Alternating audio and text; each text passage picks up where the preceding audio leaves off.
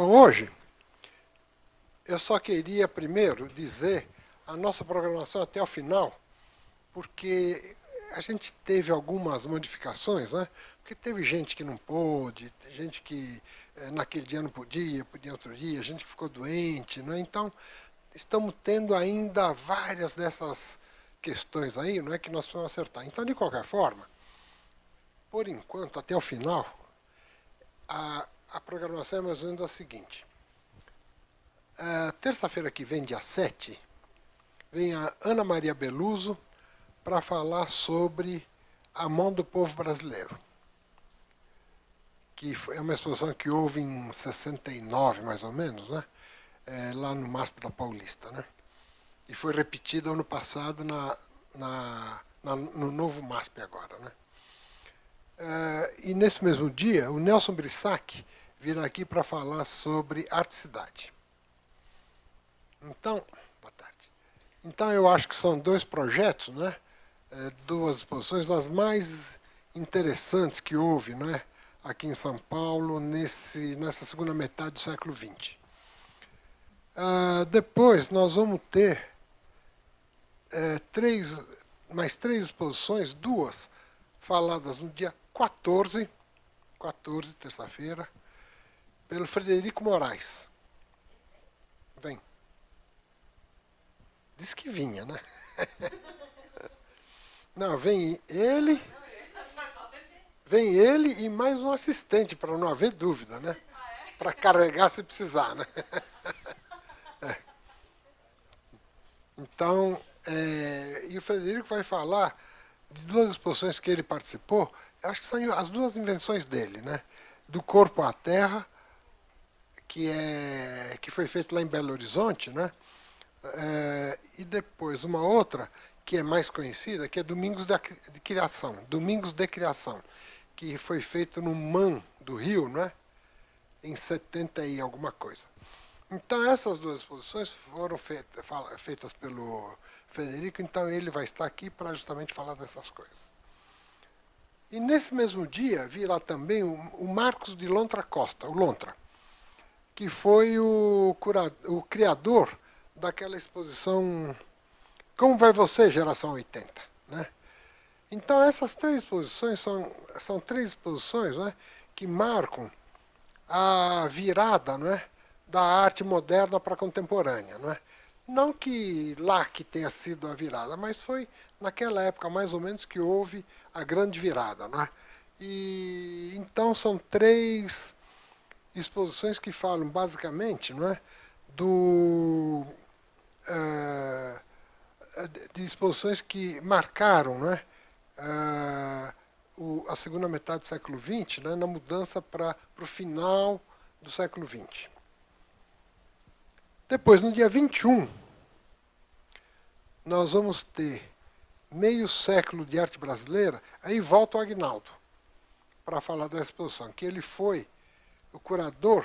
Essa exposição aí foi dividida em 4 partes, mais ou menos cronologicamente, mais ou menos de 50 até 65, depois a segunda parte de 65 a 80, a terceira parte de 80 a 95, e a quarta de 95 a 2005, quando foi a exposição, né? Então, o Aguinaldo fez a curadoria da parte de 80 para 95 e 95 para 2005. A primeira parte foi o Paulo Hergenhoff quem fez a curadoria, e a segunda foi a Glória Ferreira. Então, é uma exposição que pegou toda a segunda metade do século XX. E depois, nesse mesmo dia 21, volta também o Emanuel Araújo para falar da exposição África Africans, que foi feita há 3 anos atrás, lá no Museu Afro, né? Então é a primeira exposição que tem uma visão da arte africana vindo aqui para o Brasil, né? Depois a arte africana criada na África, tem muita coisa de arte contemporânea, não é? E foi uma exposição criada, né, Pode vir mais para frente, que senão fica tudo apertadinho aí atrás. Não, então senta aí, tá bom, lá tá bom. Lá tá bom, tá bom.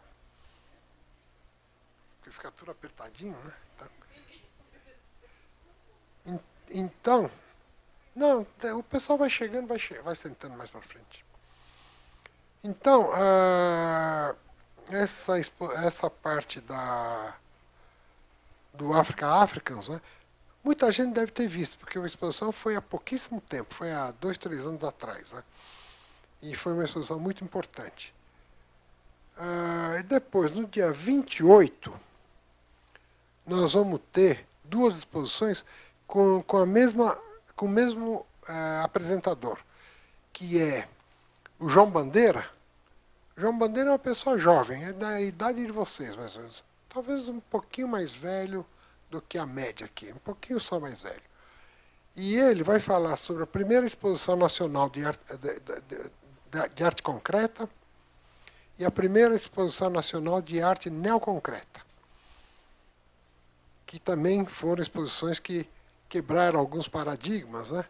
E para o Brasil foi uma exposição muito importante e que durante algumas décadas, durante umas 2 décadas mais ou menos, não houve uma repercussão propriamente, né, dessas exposições. Mas depois disso, então, acabou se virando assim a linha mais prestigiada, não é, da arte brasileira, né? Então, o João Bandeira que vai falar. E nesse dia 28 é o dia da entrega dos trabalhos, tá certo? É porque porque é e-mail, né? Esse tal de e-mail aí permite, então, que mande de casa para casa, né? Então é domingo, dia 3, né? E depois, como vai todo mundo fazer na última hora,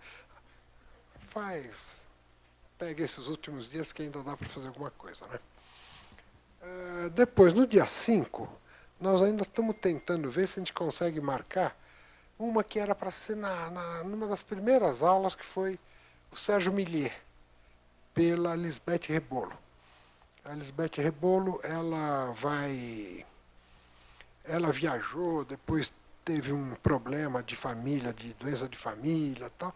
Então a gente teve que desmarcar já 2 vezes, né? E eu falei, então no próximo ano a gente faz. Aí, não, eu vou. Então vamos tentar marcar no dia 5. Mas no dia 5 tem um problema de ocupação de sala, então o pessoal ainda está vendo em que sala que dá para fazer. E depois, no dia 12, nós vamos ter mais uma aula aqui mesmo, para comentar um pouquinho os trabalhos apresentados, tá certo? E aí termina tudo. Nós tivemos muito problema, né, com a marcação de horário com os professores, né, porque achamos que era importante ver professores, né, que tivessem participado, feito a curadoria, participado intelectualmente do trabalho, né, que a gente achava mais interessante, não é? Só que aí é todo mundo já de uma certa idade, então começa a criar problema, né? Então não foi muito tranquilo, mas eu acho que a gente vai conseguir falar. Tem algumas coisas que a gente teria que estar falando, mas que não vai dar para falar, tipo a exposição Opinião 65, a nova exposição da nova objetividade, né? Essas 2 exposições eram importantes de a gente falar assim, não é? Mas aí a pessoa que ia fazer, houve problema, não deu para marcar, né? Então vocês vão ter que estudar sozinhos, né? E então é mais ou menos assim. Então, hoje eu queria dizer que o professor Martin foi dar uma conferência em Belo Horizonte hoje de manhã e está tomando o avião, já tomou o avião, deve estar voando, né, para chegar aqui. Como? Já aterrissou? Bom, então daqui a 1 hora ele está aqui, né? Tá bom. Então, daqui a pouquinho ele já está aqui. E hoje eu só queria dizer um pouquinho, né, de como foi esse curso todo aqui, porque a gente tinha marcado, né, de fazer as instituições, os dirigentes culturais e as exposições, né? Algumas coisas que fossem importantes, evidentemente não dá para falar de tudo, né, mas para dar uma primeira abordagem, né, como modelo de abordagem para a gente saber das outras instituições. Da mesma forma com os outros dirigentes culturais e também com as exposições, né? E aí, no que a gente fala de fazer esses trabalhos, né, baseados em dirigentes culturais e instituições, basicamente não é para a gente então ter as condições, né, de desenvolver um trabalho a partir desses modelos de palestras que foram feitas aqui, né, durante esse semestre todo, né? Então, isso aí já é uma, digamos assim, uma certa aplicação, né, daquilo que foi feito no curso, né? Então todo mundo já escreve, né? Não precisa ser uma coisa muito comprida, né, mas escreve um pouco para a gente então poder discutir um pouco. E depois, nós estamos pensando em que vai ter uma publicação feita depois de terminada a cátedra, né? Então essa publicação nós vamos colocar algumas coisas, né, que os diversos convidados falaram, né? E dependendo de como sejam esses textos que vocês estão escrevendo, a gente também colocaria ou inteiro ou trechos, né, desses textos aí, tá certo?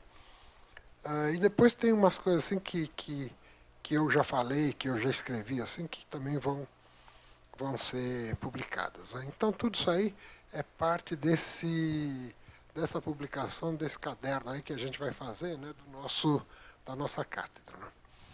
Bom, eu queria dizer que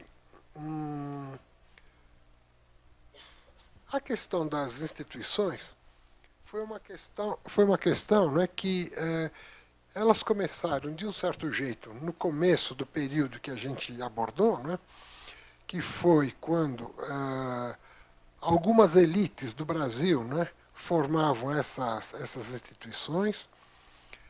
Depois que algumas outras instituições foram formadas, né, pelo Estado, né, pelo governo federal, estadual, municipal, né, pelo Estado. E depois a gente tem também algumas questões de museus privados, né, já nessa época mais final, né, do século XX, né. Então isso fez com que a gente tivesse hoje, início do século XXI, né, as instituições privadas antigas, as estatais e as privadas novas, né? Então isso aí é uma coisa que essas coisas fazem parte, né, da modificação que o país foi tendo. Nós falamos um pouco sobre os museus de arte moderna, de arte e arte moderna, né? A gente falou um pouco picado, né? Eu falei um pouquinho, depois o Agnaldo falou outro dia, na última semana, né? Então essas questões aí são questões, né, que fazem parte, né, daquilo que foi o início das instituições e como é que eles se encontram hoje. E depois, como é que é a perspectiva, né, do desenvolvimento dessas instituições aí, né? E que acabam sendo algumas das instituições fortes, né, que existem no Brasil hoje, né? Depois nós temos as outras instituições estatais, né, que foram criadas, né, da mais ou menos 1970 para cá, né? Então nós temos várias instituições que foram criadas, né, e que são instituições que não têm ainda a questão da coleção muito organizada, né? Essa questão da coleção é uma questão que fica muito por conta, não é, de alguns poucos museus do Brasil, não é, e que a história da arte brasileira, principalmente a mais recente, não é, fica fora dos museus. E, desculpe.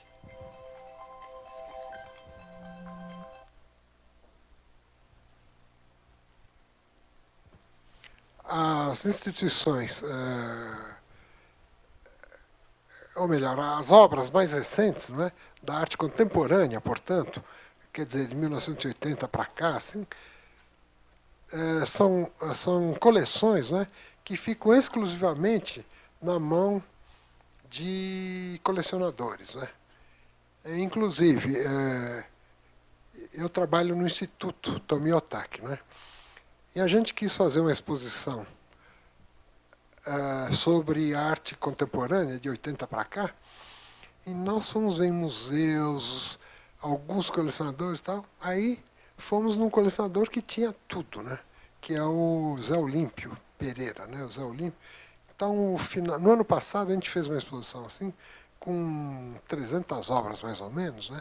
Das 2.500 obras que ele tem. Então, o cara tem um museu na casa dele, né? Um baita de um museu. E, evidentemente, é só a família dele que vê, né? E assim mesmo, mais ou menos, porque tem muita coisa que está guardada, assim. Ele tem um apartamento onde guarda as obras, né? Então, muita coisa está nesse apartamento, alguma coisa na casa dele, algumas coisas de onde ele trabalha, e algumas coisas na casa de praia dele, e algumas coisas, ele tem um apartamento em Nova York, né? Então, a gente foi procurar instituições, não achou instituições, achou na casa dele, né? Agora, fora a coleção dele, tem outras coleções particulares, né, que também guardam em suas casas, né, uma quantidade muito boa, né, de obras de arte contemporânea. Né? Então a gente vê que de um certo período para cá, o mercado acabou sendo, né, um determinante, um forte determinante, né, da arte no Brasil. Né? Então, quer dizer, aquilo que ia para os museus, ou então ficava na casa de alguns, não muitos colecionadores, agora vai tudo para coleções privadas. Né? E são muitas coleções privadas que contam com essas obras desse período aí.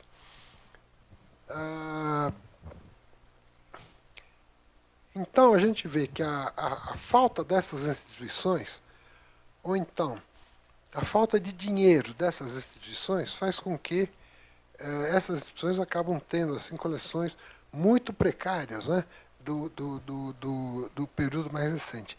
Quer dizer, o país tem, né, uma precariedade, né, de coleções mais recentes, não é, que a gente possa contar. Não é? Eu acho que isso aí é uma distorção da arte. Né? Quer dizer, a arte, em princípio, é uma coisa para todo mundo, né? Mas acaba sendo uma coisa assim restritiva, uma coisa assim muito exclusiva, né, de algumas pessoas. Né? Agora eu vou trocar de lugar porque o vento ficou muito forte. Bom, então nós temos essa modificação que houve, né, na arte brasileira. Né? Se na arte brasileira a gente vê obras do século XIX, é nos museus que a gente vai encontrar. Não é? Museu Nacional de Belas Artes, Museu Pinacoteca, né? E alguns outros museus que a gente encontra nos espaços, né, do governo do estado, né, dos palácios. Né? Lá também tem, né?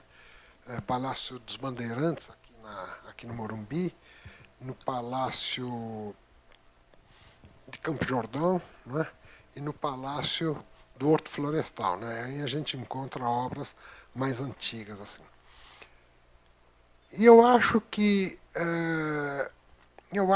essas coleções todas, né, são coleções que apesar de estarem em não muitos lugares, né, são locais que emprestam as obras. O Zé Olímpio empresta obras, né, se você quiser fazer uma exposição com obras, ele empresta 10, 20, 30 obras, né, sem o menor problema. Inclusive, essa exposição que nós fizemos com 300 obras dele, aí foi junto com ele, né? Quer dizer, aí tivemos que chamar ele lá e falar, olha, vamos fazer uma exposição, tal, tal. E ele gostou muito da ideia, então ele ajudou muito. Assim, então, emprestar 300 obras foi a maior facilidade, né?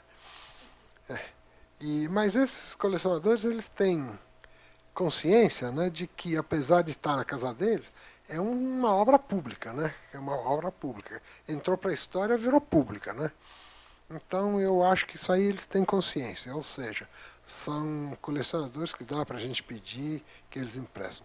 Agora, tem alguns que também têm coleções imensas e que a gente nem sabe que a pessoa tem uma coleção imensa, né?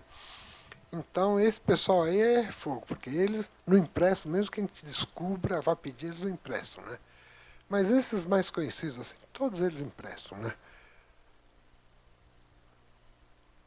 E que é importante, né, para que o público possa ver, né, essas obras todas. Bom, a coleção da. Bom, vê se está aqui. Agora vai ficar com onça e tal, né? Então, essas coleções que vêm a partir do modernismo, ou seja, no Brasil a partir de 1940, pós-guerra mais ou menos, né? Então, essas coleções estão em alguns poucos museus. E também não tem muitas coleções privadas, né, com essas obras aí. Ou seja, eu imagino que a produção desse período é menor, né, que a gente vê, por exemplo, quem tem uma grande coleção que está em obras públicas, espaços públicos, espaços privados, é o Volpe, né? O Volpe deve ter 2.000 obras, alguma coisa assim, né? Circulando por aí, né? Então, o Volpe está todo espalhado, né? E tem um outro artista a mais, assim, que tem artista, mas na grande maioria são poucas obras, né, que a gente vê de todos esses artistas aí, né? E a obra mais contemporânea, que é de 80 para cá, assim, então, conforme eu disse, estão todas em algumas instituições públicas, mas muito em residências, né? Coleções particulares. Então, isso aí, evidentemente, tem a ver com a sociedade brasileira, como é que ela foi se transformando, né? Foi se transformando e essa forma de colecionismo, né, tem a ver, não é, com a transformação que a sociedade brasileira teve, né? Em relação a dirigentes culturais, a gente vê uma coisa que também vai se transformando, né? A primeira geração, que é a geração que vem desde antes da guerra, pega o pós-guerra até mais ou menos 1960, né? É uma geração que é formada principalmente por intelectuais. São filósofos, né? São críticos de arte, não é, mais militantes da crítica, né? Escrevem em jornais, escrevem em locais para leitura pública, não é? São professores, né? Então, a boa parte, né, trabalha nessas coisas aí. Profissional que nasceu para ser diretor de instituição, tem pouquíssimos, né? E que vai mudando depois para aqueles que ficam já meio a meio, né? eles são meio intelectuais e meio aquilo que o pessoal gosta de chamar gestores, né? Que eu prefiro falar a palavra dirigentes culturais. Né? Então, por exemplo, na primeira geração assim tem o Paulo Emílio, tem o Sérgio Millier, o Mário Pedrosa, né? Todos eles têm outras funções, né, na vida além de serem dirigentes culturais. Né? Depois tem uma segunda geração que aí já vem o pessoal meio que misturado, né? Então é aquela geração, né, que tem alguns dirigentes, como por exemplo o Geraldo Ferraz, que é escritor, né? Depois o Wolfgang Pfeiffer, né, que foi professor aqui na ECA, né? E foi também diretor do Instituto Goethe aqui em São Paulo, né? E fora isso ele foi diretor do Museu de Arte Moderna, né? Então esses que são meio intelectuais e meio dirigentes culturais, né, aconteceram a partir de 60, mais ou menos até 80. Né? Em 80 começa a geração do Aguinaldo, o Paulo Herkenhoff é meio da outra geração e meio da geração dos 80. O Aguinaldo,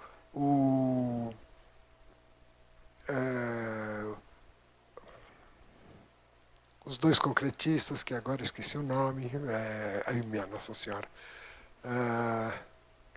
Não, de artes plásticas, não de poesia. Bom, depois eu...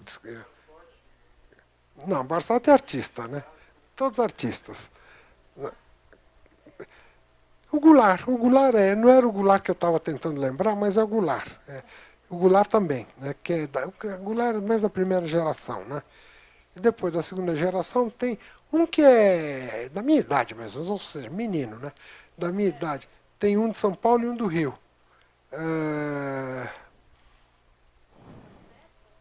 Não, não, e Ivan Serpa é artista bem mais velho, né? Da minha idade, assim. 60, 70, um pouco mais, assim. Bom, são eles, né? Então, quer dizer, são pessoal que hoje está com 60, 70 anos. E os mais jovens são aqueles que já estão começando a tomar conta de todos os lugares, né? Que vai o do MASP, como é que ele chama? O Adriano Pedrosa, né? Que ele era crítico de arte até agora que ele virou um dirigente cultural, né? Alguns que eram só críticos viraram também dirigentes culturais, como por exemplo o Tadeu Chiarelli, né? Depois os outros diretores aí que são 60 anos mais ou menos, né? E a geração mais nova ainda não está trabalhando como dirigente cultural, né? Está ainda fazendo as coisas teóricas, né? Estudando arte. E tem uma coisa muito interessante, que de 80 para cá, 90 para cá, começou a haver dois tipos de dirigentes. Um que é mais intelectual, ou seja, curador, e outros que são mais administradores. Né? E hoje em dia, em geral, eles dividem essa função. Um faz a parte intelectual de curadoria, outro faz a parte administrativa. Né? Esses caras que fazem a parte administrativa que eu gosto de chamar de gestores. Né? E os outros eu prefiro chamar de dirigente cultural, tá certo? Que são aqueles que dão o caminho, né, para a instituição. Né? Então eu prefiro chamar esses caras de dirigentes culturais e os outros de gestores. Né? E a gente vê, por exemplo, no MASP, hoje, tem um presidente que falou com a gente, é o Heitor Martins, né? Que ele é mais gestor, tá certo? Depois, no nível do do curador Adriano Pedrosa, tem o Lucas Pessoa, né? Então esse é mais gestor, é mais da parte administrativa, né? Então o museu fez essa divisão, inclusive porque o Heitor não é propriamente, né, um dirigente cultural ou algo parecido. Ele é, acima disso, ele é da diretoria. Né? Então ele, Miguel Chaia e outras pessoas são da linha dos dirigentes. Né? Agora, como o Heitor é muito ativo, ele acaba descendo também. Sobe e desce assim, faz as coisas lá de cima e as coisas lá cá de baixo. Né? Então são assim. E, e hoje em dia a gente vê em todos os museus que tem sempre um gestor, né? Um cara que faz a questão da administração, né? Mas é um cara muito ligado, né, à direção que o museu está tendo, né? A instituição está tendo. Então esse tipo de coisa está acontecendo hoje em dia, né? Principalmente pela complexidade que a gente vê, né, de esses museus e instituições culturais funcionarem. Né? Então a gente vê, por exemplo, né, que foi necessário se criar a Lei Rouanet, né? Muito elogiada e muito combatida, tá certo? E a Lei Rouanet veio aí para justamente poder responder àquilo que nem o Estado, nem a elite consegue bancar, tá certo? Então, é o governo que tem que bancar tudo isso aí. Né? E para não ser uma coisa feita de cima para baixo, então, é uma coisa que a sociedade civil é que acaba escolhendo juntamente com empresas. Né? Juntamente com empresas. Então, é a sociedade civil junto com empresas. Então, isso aí é uma coisa que se achou que poderia ser mais democrático. Né? É democrático até certo ponto e não é democrático num outro ponto. Né? E é justamente combatida por causa desse ponto da questão democrática. Né? Agora, que essa verba é absolutamente fundamental para o funcionamento da cultura, é mesmo. Né? Se não for pela Lei Rouanet, teria que ser por um outro mecanismo. Né? Eu vivo dia a dia da cultura, da arte, né? Vivo há muitos anos, né? No dia a dia, né, dessas instituições todas, né? E eu acho que realmente, né, pode até não ser a Lei Rouanet, não é isso que eu acho que tem que ser a Lei Rouanet, mas essa verba tem que vir, né, do Estado. Porque se não é o Estado que põe esse dinheiro aí, não é a iniciativa privada, não é a elite, não é o governo, né, que vai colocar esse dinheiro aí. A cultura estaria parada hoje, né? Estaria parada. E daí que a gente vê, por exemplo, né, que hoje em dia tem um monte de gente falando muito mal da Lei Rouanet. Não é? Agora, a rigor, as pessoas não estão falando mal da Lei Rouanet. Eles estão atacando a Lei Rouanet porque eles não querem que esse recurso vá para a arte e para a cultura. Não é? No fundo, é isso que acontece. E então, isso aí que eu acho que é um debate muito perigoso, né, que está acontecendo hoje, porque eu acho que se o pessoal contrário à Lei Rouanet conseguir ganhar essa briga, e eles estão avançando. Estão avançando. Inclusive, eles hoje têm...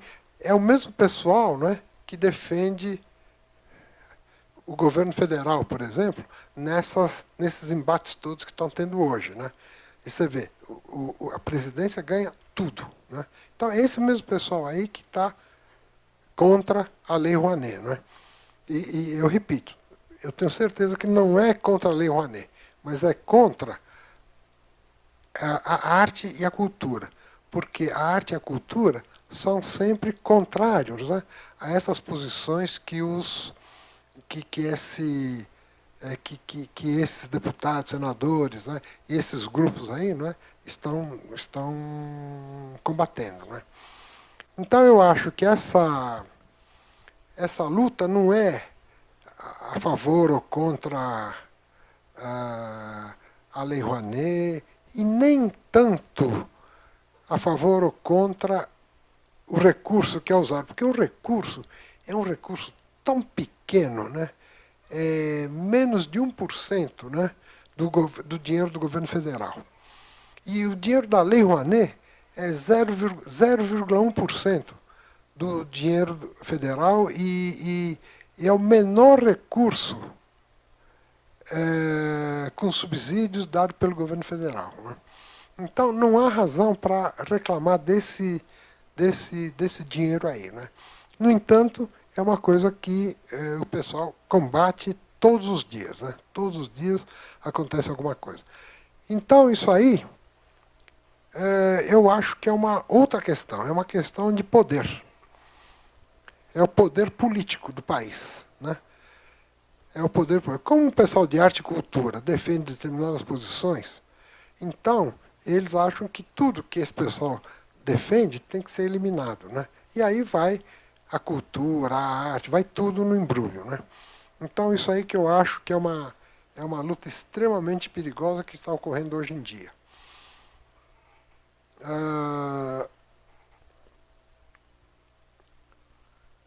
Depois, eu acho que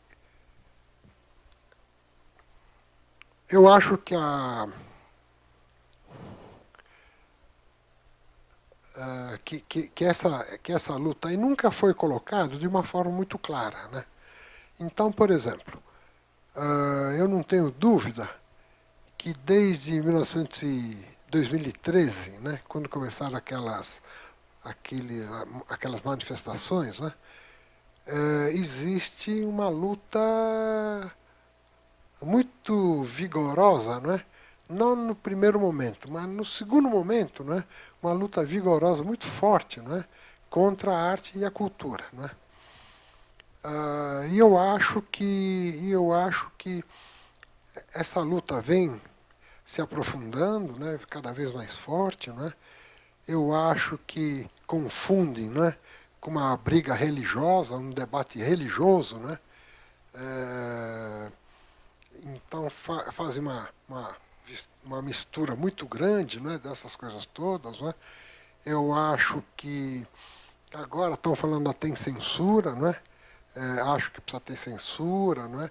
Já está começando a haver autocensura, né? Depois, que é uma forma de se preservar também, não é? Tá certo? Não é que os caras gostam de autocensura, não. É porque eles têm que se preservar também, não é? Não é por isso que eu defendo a autocensura, não defendo, né? Mas já até entendo por que tem gente fazendo autocensura, né? Então eu acho que essas coisas todas são coisas que a gente teria que ficar refletindo, né? E vendo como é que pode ser uma atuação da área cultural, né? Para poder combater, não é? Essa ala que é contra a cultura, mas que no fundo, né, é uma luta pelo poder, né? Quer dizer, que está existindo agora, né? Bom, então acho que era isso. Então, olha, o Martin deve estar chegando, mas eu acho que hoje a gente fala mais ou menos rapidamente, tá certo? A partir da aula, terça-feira que vem, então, é aquilo que a gente estava falando, que então tem.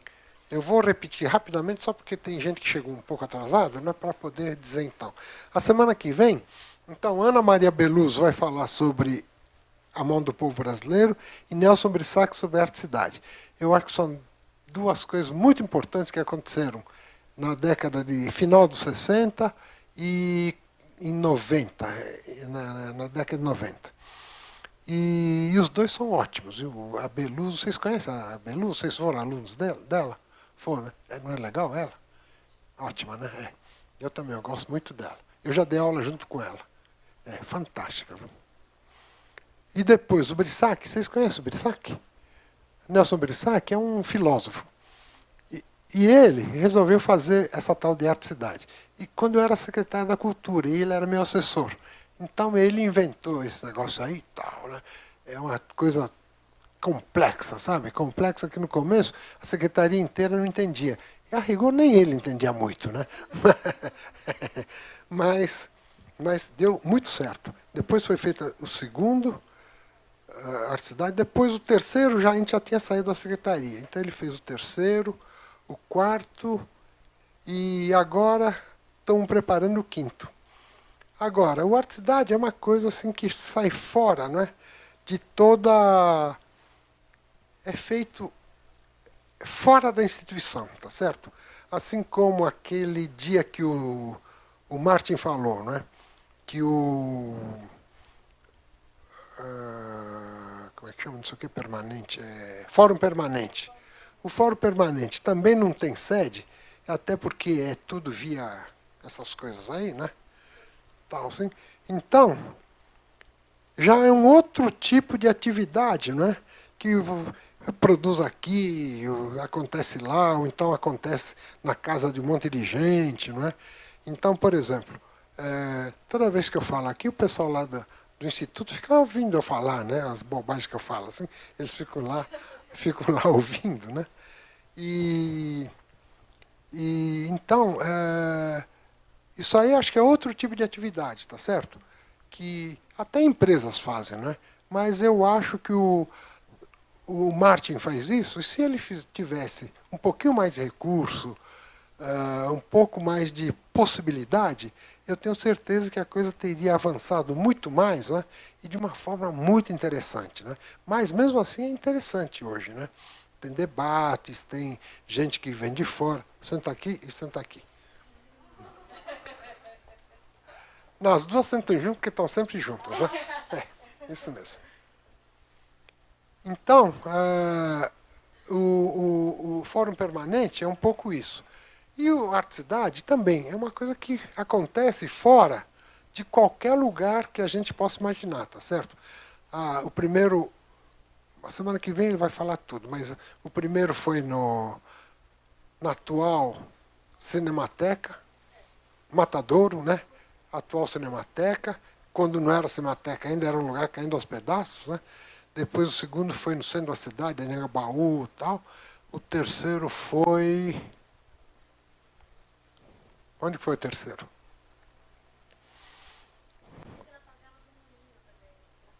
Foi no terceiro, isso mesmo, é. O terceiro, foi na Favela do Moinho. Foi ao longo da linha de trem. E o trem parava no lugar que hoje chama Favela do Moinho. Mas antigamente não tinha favela, não. Mas é exatamente lá. Moinho, isso mesmo. Ah, você não foi? Bom, você não tinha idade para ir, né? Bom. Mas aquilo fazem 20 anos, viu? Fazem 20 anos. 20 anos você era desse tamanho, né?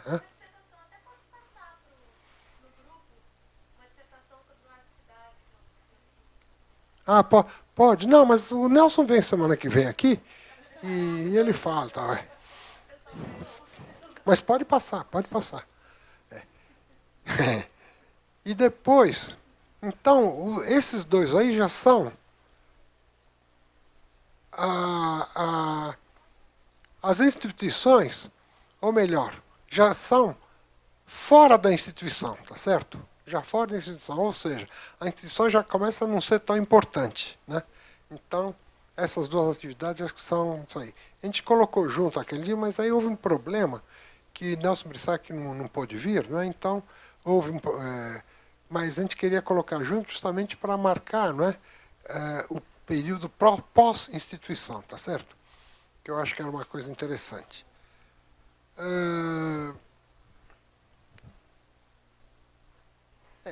Então, o Nelson Brissac vem aqui a semana que vem para isso. Na outra semana, dia 14, o Frederico Moraes, que vai falar do Corpo à Terra, aquela atividade mineira, e Domingos de Criação, atividade no Mando do Rio. Depois, o Marcos Lontra, também no dia 14, vai falar sobre como vai você, geração 80, né? Que marca mais ou menos a volta da pintura, né? Essas coisas. Né? que foi lá na... Onde é que foi? Parque Lage, isso mesmo. Bom, depois no dia 21, o Agnaldo vem falar Meio Século de Arte Brasileira. É uma exposição que foi dividida em 4, em 2 anos diferentes. Cada semestre teve um pedaço, né? Que foi aquilo que eu falei, de 50 a 65, a segunda foi de 65 a 80, a terceira foi de 80 a 95, e a quarta, 95 a 2005, que foi quando aconteceu a exposição. E depois, nesse dia 21 também, o Emanuel Araújo volta para cá para falar sobre África Africans, né? Que é a exposição da arte africana. No dia 28, João Bandeira vem falar da primeira exposição de arte concreta e da primeira exposição de arte neoconcreta, que aconteceram aqui no Brasil. Tudo na década de 50.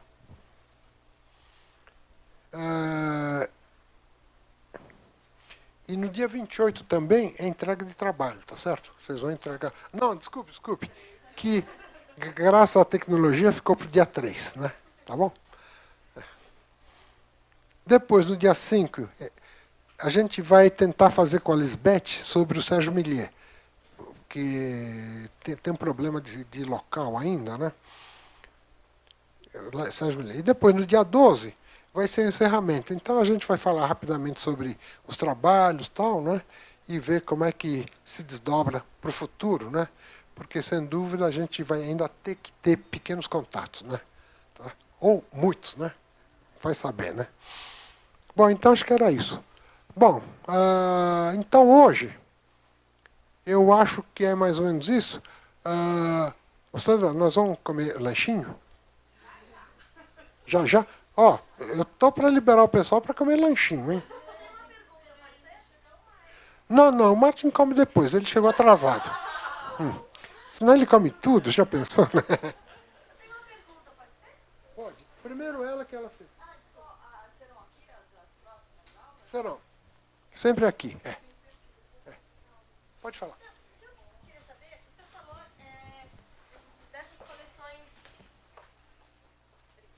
dessas coleções agora privadas, que estão na mão de colecionadores.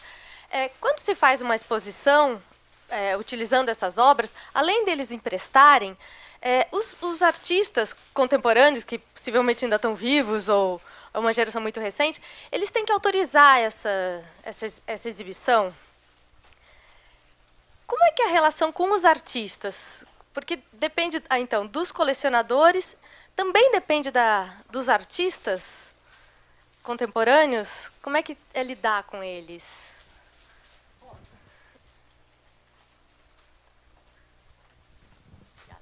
Obrigado.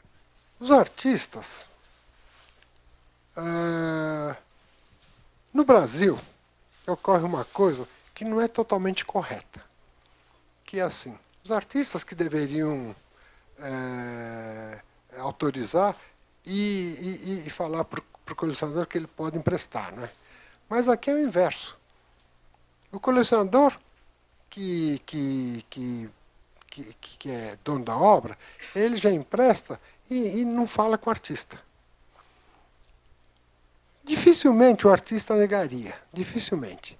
Mas se houver alguma dúvida, aí o pessoal conversa. Agora, onde eu trabalho, lá eu acho que o pessoal pergunta para os artistas também. De uma forma um pouco assim, informal, por telefone, né? E uma vez só que foi complicado assim com a Adriana Varejão, né? Que é uma pessoa muito legal. Mas era uma obra que tinha algum problema, que eu não lembro o que era, assim, e que então acabou indo para a exposição. Mas foi complicado, tal. Então eu acho que a gente pede primeiro para o artista, né? Para ver se tudo bem e tal. Eu não tenho muita certeza, mas acho que é assim. Não, o correto seria isso, né? Porque, apesar da obra ser de uma pessoa, o direito autoral, a autoria é de outra, né? Então os dois teriam que autorizar, né? Também um pouco em relação a isso, eu sou um pouco leiga assim nessa área, mas eu sei que no exterior é muito comum os colecionadores particulares fazerem doações, grandes doações de obras, tanto que a gente vê nos museus salas com o nome desse ou daquele doador. E aqui no Brasil a gente não tem muito disso, né? Não sei aí qual que é o entrave. Olha, quem inventou isso foram os americanos, né? Os americanos, então, têm a cultura deles, né? Aquela cultura protestante, né? Da comunidade, né? Então, uma iniciativa que o governo faz tem que ser apoiado, né? Pela população, né? E o apoio não é só falar apoiamos, né? Não é só isso. Tem que dar coisas, né? Tem que dar coisas. E eles dão obras e dão dinheiro. Dão muito dinheiro, né? Isso aí é uma coisa que faz parte da cultura americana e hoje na Europa está começando a acontecer também, né? No Brasil ainda não acontece. Eu acho que deve ter gente que deu dinheiro, tal, né, mas não é uma coisa astronômica, assim, milhões, né, para fazer um prédio, né, não é assim. E obras, ó, tem a Sociedade dos Amigos dos Museus, por exemplo, eles dão para o museu. Porém, eles compram e dão para o museu. Ou seja, eles fazem uma vaquinha, né?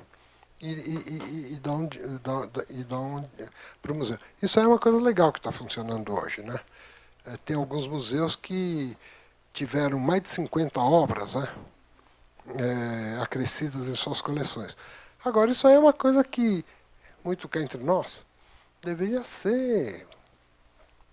Isso que eles dão assim é migalha, né? Cá entre nós. Sabemos isso, né?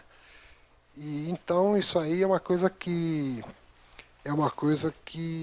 no Brasil ainda é uma coisa muito precária ainda, né? Não funciona muito. É isso que você perguntou?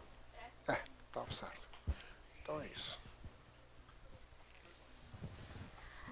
Você comentou que um dos problemas das instituições públicas é de que falta acervo, né, em algumas dessas instituições para se criar exposições, enfim. E por acaso fiquei curiosa mesmo, você conhece algum colecionador que tentou dialogar um pouco mais dentro da esfera pública para doar, de repente, parte do acervo, né, para que seja criado acervos dessas instituições não temporários, como normalmente é feito? Isso deveria ser normal, né? Mas não. Até pode ter existido, mas eu não conheço, né? Mas eu acho que não ocorre muito, não. Por exemplo, algumas coleções que quando a pessoa morre, a família doa para o museu. Eu confesso que eu não lembro agora, mas tem alguns casos assim, né? Mas não é muito não, não é muito não. Por exemplo, se lembra aquela família que caiu do avião? Lá em Trancoso, uma coisa assim? Foi há 3 anos atrás, assim. Eles têm uma casa lá em Trancoso, ou lá no sul da Bahia. E foram para lá e o avião caiu, antes morreu todo mundo. A família inteira, né? E eles não tinham parentes aqui no Brasil, teve que vir gente lá da Europa. E o cara tinha uma bruta de uma coleção. Eu vi a coleção deles. Ele tem 3, 4 pavilhões do tamanho desse andar aqui, mais ou menos. É grande, né? Cheio de quadros, assim, tem 3 ou 4, assim. E ele tinha um museuzinho na casa dele, né? Inclusive não era quadro pendurado na sala, no hall, não. Ele fez um pavilhão especial para isso, né? Então isso aí é uma coisa que aconteceu e aí a família nem sabia que existia lá da Suíça, nem sabia que o filho tinha uma coleção dessas, né? E aí a família chegou e falou assim, olha, então eu vou doar para a Pinacoteca. Aí alguém chegou para a família e falou, olha, não dá para a Pinacoteca, empresta. É comodato. Comodato. Então está incomodado lá para a Pinacoteca. Mas essa obra aí, a não ser que tenha um filho lá que resolva dar assim, mas aí precisa ver o contrato como é que está, né? Se o contrato estiver bem feito, não sai mais de lá, né? O que tem que ser assim, né? E até porque duvido que essa família vá fazer um pavilhão para receber tudo isso, né? Então, quer dizer, esse tipo de coisa também acontece, né? Quer dizer, tem alguns casos assim que são legais, né? Bom, então, agora nós podemos parar um pouquinho, tomar café, tem um lanchinho lá que parece ser gostoso e e depois o Martin vai chegar e a gente continua mais um pouquinho, tá bom? Tá. Obrigado, então. Até mais. Não, hoje não é para bater palma, né? Bater palma é quando vem o pessoal de fora, tal, assim, né?